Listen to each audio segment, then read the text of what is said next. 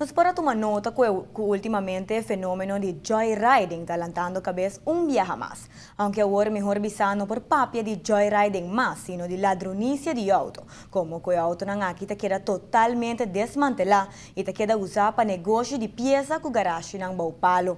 Polícia acaba de uma investigação grande andando ribe prática aqui, de qual recentemente resultado em alguma detenção.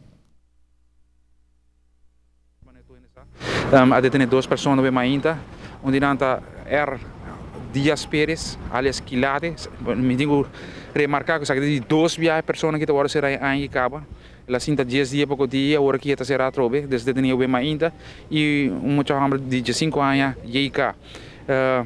Ambos foram detenidos em Guari Santa Cruz para eigenlijk voorgeleid para mais investigação. O fenômeno de ladronicia de auto tem atenção total do corpo policial, de qual está investigando caso grande, que ainda já acaba várias detenções aqui e não está descartado que aquilo continua. Se trata aqui de ladronicia de auto para assim vender peça ng horta com mecânico ng Baupalo e assim direito auto ng quebrar a preço mais barata, como com a peça ng procedente de ladronicia. Hopi viaja é um que talaga direito ao auto, mas não está consciente que a peça não é procedente de ladronicia, pero que depois porta em consequência não sério para o dono.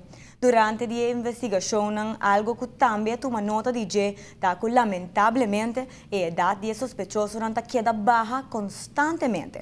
O corpo policial tem o assunto aqui como de prioridade e está segurado de seguir fazendo esforço máximo para solucionar o problema.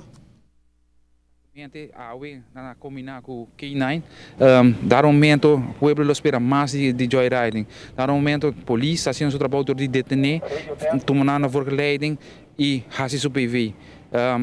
E 10 dias tem nada sem controle para dia, por de resto já está caindo em outra insumão, não está sendo nosso trabalho.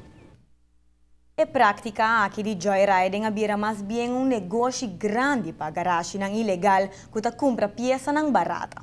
Está aconselhado tur dono de auto para riba auto na direita na garagem renombrar e assim evitar que o abo também contribui quizás inconscientemente na fenômeno aqui que por cabo de problema com justiça.